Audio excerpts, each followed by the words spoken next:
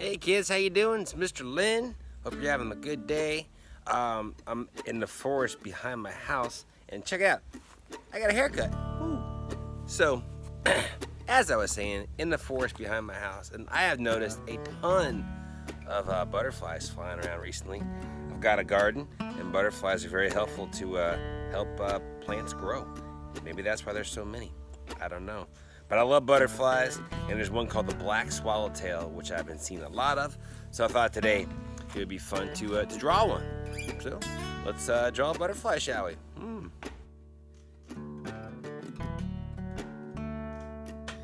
All right, kids.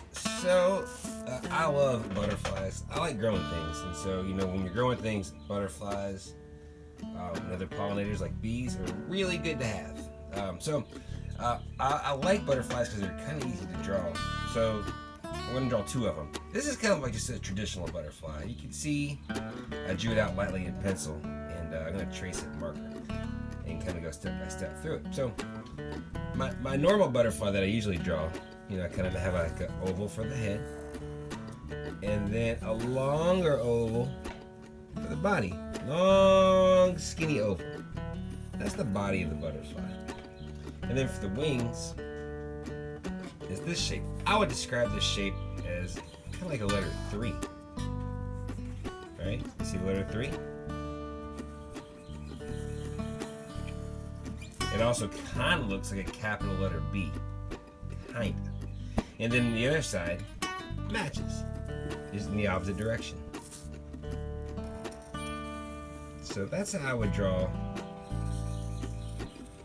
kind of just a typical average normal butterfly. And then my favorite thing about drawing butterflies is all the patterns in the wings. Now the black swallowtail is the butterfly I've been seeing all the time in my garden. So it is kind of like the normal butterfly, but a little bit different.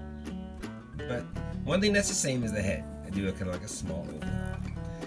Now the difference between the black swallowtail and a normal butterfly is the body of the black swallowtail a little shorter. Still an oval, but a little shorter. Also, I should point out that my paper is horizontal, not vertical. It's because the wing, it gives me a lot of space for wings. Now when I draw the shape of the wings for this butterfly, it's going to be the same type of shape, like a letter 3. That's what I see. I see a letter, a number 3 right there. Not a letter, Mr. Lynn. Goodness gracious. To me, that looks like a number 3.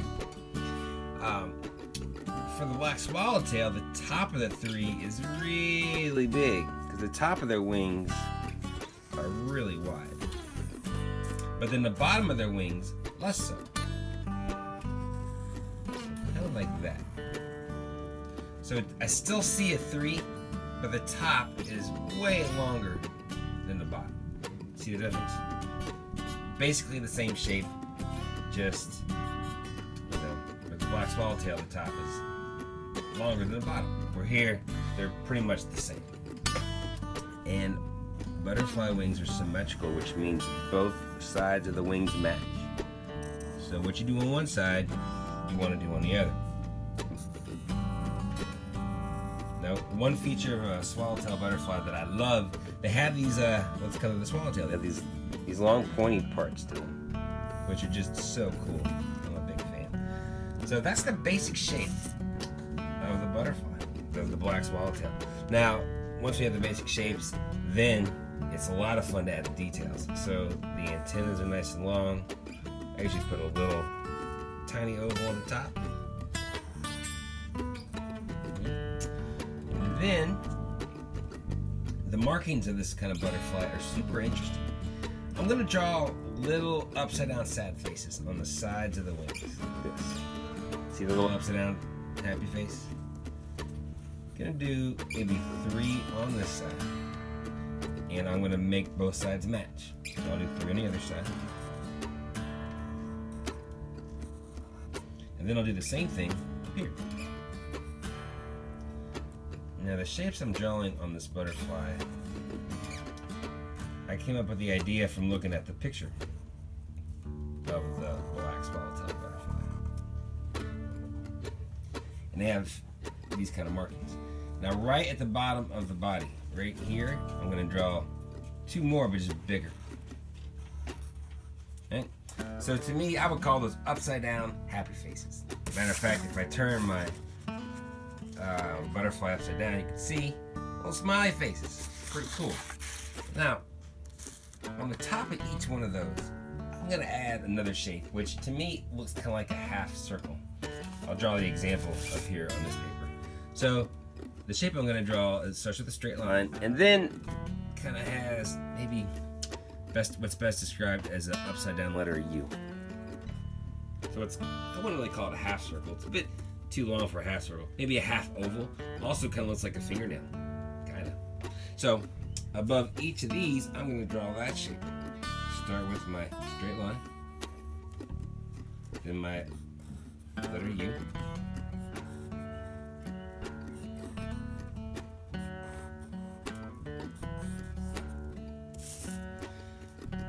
The black swallowtail.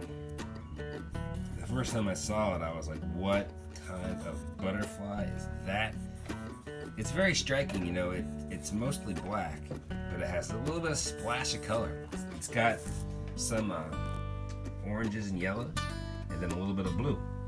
And as you know from last week with the color wheel and the complementary colors, orange and blue are complementary colors, so they really look good next to each other. So that's pretty much it for the drawing, and now it's time to add color. So now it's time to add some color to the black swallowtail butterfly. I'm using watercolor paint, mostly because that's pretty much all I have to color with. I got some pencils and some markers, but I got this set of watercolors. You can buy them on Amazon pretty cheap. You know, the same kind we have at school. This is a Crayola.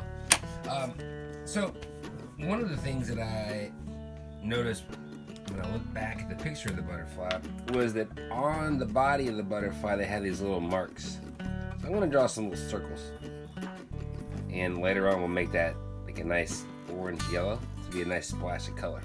They have a couple of these markings on their head too. It kind of looks like eyes, but those are not eyes, they're markings. But they look cool. I bet they're meant to look like eyes to scare off predators from eating that the butterfly. So we're going to talk about the word value today. Value means how dark or light a color is. So for example, you could have a really dark red, and then a lighter value of red, which would be what we call a light red, would be pink. So you have pink is a light value of red, and dark red is a dark value of red. So the black swallowtail butterfly is mostly black. So I'm going to paint everything black. The wings, the body, and the head. These shapes we're going to leave to have some color in later. Now, when I'm adding color to something, I don't want all the black to be the same value. So I'm going to do some dark blacks and some lighter blacks, which we call gray. So there's a little bit of variety to the color. So just going to use my black watercolor here, which is this one. And I'm going to paint it. It's going to be so fun. I'm excited about it. Let's do that, shall we?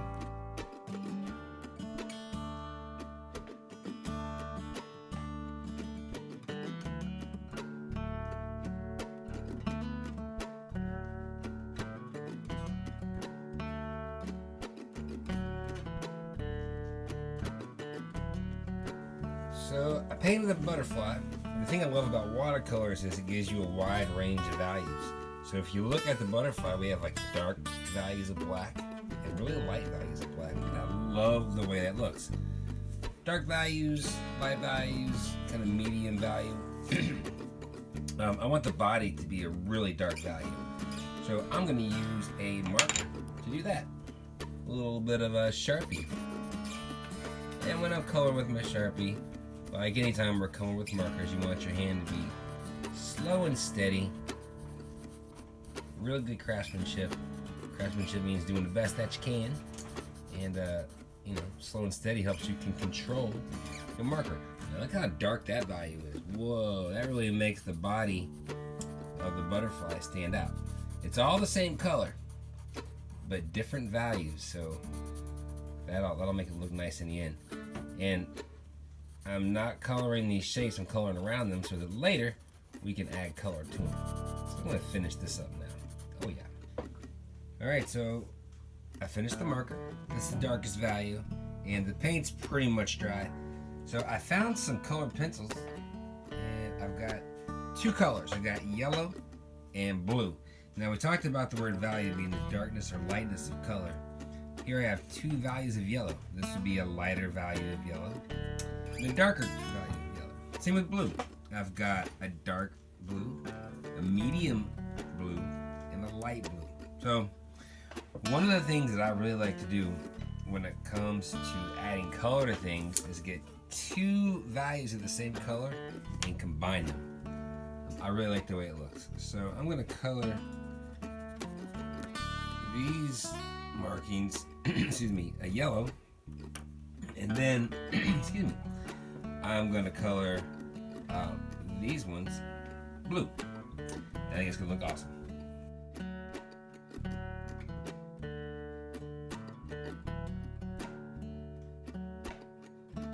Alright, so I'm almost done coloring, but in my excitement to color, I made kind of a mistake. I colored these yellow as well. I meant to do them just blue.